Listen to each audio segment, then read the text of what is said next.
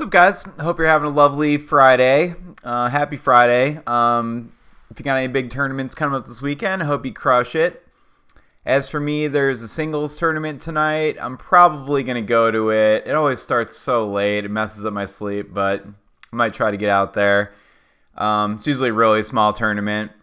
So I'll probably try to hit that one. And then tomorrow night, I'll be at the Draw and the Bring. I'm playing with Brian Bennett in the Bring. As far as videos coming up, I've been doing these like race to 7 double headers. I'm going to stop doing that. I think what I'll do is I'll just post, if I want to post more than one game in a day, I'm just going to post them separately. So like every day at 7 p.m. Eastern, I've been posting something for the last few weeks. I'm going to try to keep that up. If I do want to post 2 games, I'll basically post another one in the morning around like 9 a.m. or something like that. So that's my plan there. Tomorrow I got a strategy video coming out in the morning about some defensive mistakes. I wanted to post it on Saturday, so it's top of mind for you if you're going to the tournament. So check that one out. And then today I want to talk a little bit about like stance and balance. And this is another one where probably benefited if I was at the table, but I'm not going to do that because I don't have that much time. And one of the reasons I wanted to bring this up is because Power Slap 10 is out tonight. And if I don't know if anybody watches Power Slap, it is the dumbest crap in the world. It's really, really stupid. But I have fallen in love with it. It is so fun. It is hilarious. It's basically just 2 people just blasting each other in the face, undefended. It's wild stuff, dude. So if you want to check that out, I highly recommend it. It's super duper fun. It's absolutely ridiculous. There's men and women matches. It is too fun. And it's on tonight. You got to get on Rumble, so that tells you how sketchy it is to begin with. But anyway, check it out. But the reason I bring up Power Slap is, so like with Power Slap, there are rules about, so you basically do these slaps, right? Where it's like this, and it's like, and the rule is that there's rules about like your heels coming off the ground. Like you can't like pivot your feet. You can't have your heels come up. You have to basically have your feet planted the whole time. And obviously these dudes are trying to smash each other in the face as hard as they can. So they get this big wind up and they're doing this giant slap. There's a ton of force going through there, but they have to keep their feet very flat. Now, foosball is the same kind of thing, right? I mean, well, I'll tell you why it's the same thing. Maybe you're like, oh, it's not the same thing. It's the same thing. So like foosball, you're doing a pull shot or you're doing a roller, or up front you're doing a pull, in the back you're doing a pull. 5-bar, you don't really move around as much because like the travel on the bar isn't very much, so I don't think it really applies as much on 5-bar. And I guess like roller, maybe not as much either. Like the pull shot is really the big one where, you're moving the bar pretty far. And you'll see people do a bunch of stuff. Like you'll see people do like the flamingo, where it's like they're up and they'll literally have like a foot up. They'll be like this. That type of thing when they're shooting. Oh man. And just in general, people are like off balance. You know what I'm saying? Now, it's like, you might think, oh, that's not that big of a deal. Who cares if you're off balance as long as you hit the shot right? Well, here's why you should care. Because a lot of times, like, after you shoot, if you're playing good, you might be able to, let's say, like, you shoot and you miss. What happens then? The ball's bouncing around. So you have to be able to regain control immediately, so then you can like spring into action and grab the ball. And I think like one key point of that is making sure you're properly balanced. You don't want to have all your weight on one foot. You don't want to like shoot and then you're like this. And I think you've seen people like that before, for sure. I know I have. I see it every weekend. It's like somebody will rip a pull, and then, after they rip it, their body's just like way over here. They're super out of balance. And basically, like, if the ball were to get stuffed or like something happens quickly, you're not going to be perfectly balanced to where you can move the rods exactly where you want.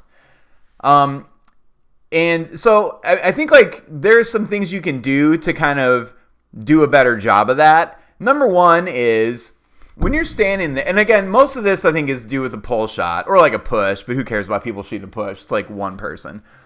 So people shooting a pull shot. Make sure that make sure that you can move the rod through the entire range of motion without like having to move your body, without having to move your feet, that type of thing.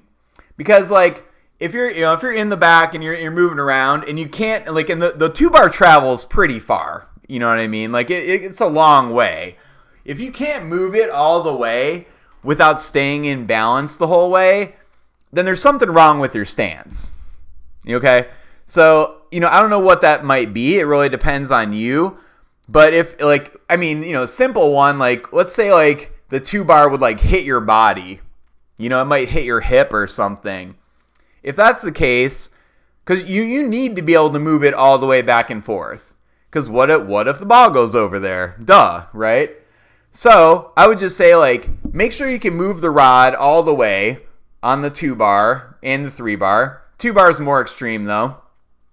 And if you can't, make some adjustments. Maybe open up your hips more to the table. So if you're like right here, just like straight on with table, maybe open up your hips a little bit more. And then you can, get that whole 2-bar motion all the way through. Whereas if you're like this, maybe the 2-bar will like hit you in the hip or something along those lines.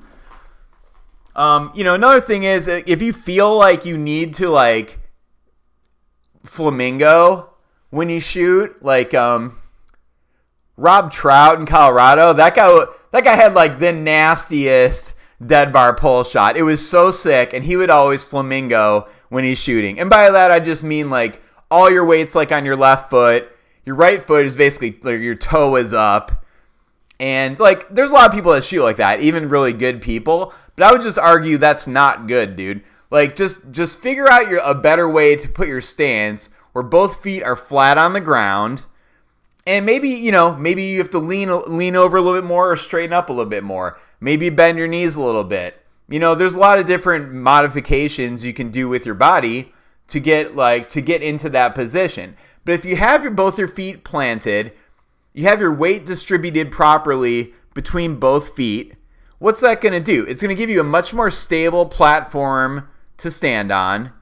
And then if the ball's moving around, it's just going to be a lot easier for you to react to it without getting off balance. Whereas if you're flamingoing on one leg, it's just going to be much, much harder to stay balanced. And what that means is there's much more likely, especially after you shoot, that you're just going to be off balance. You're not going to have perfect control of the rods, and it's going to be a problem.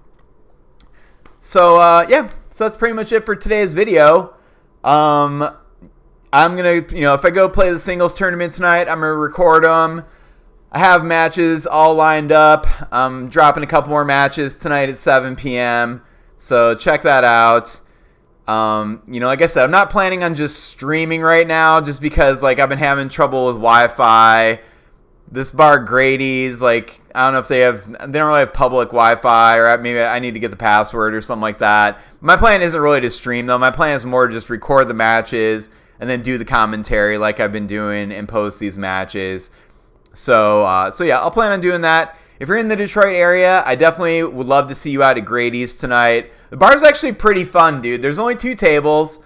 They are kind of like more old school. Like one of the tables is the old tables with the white strips.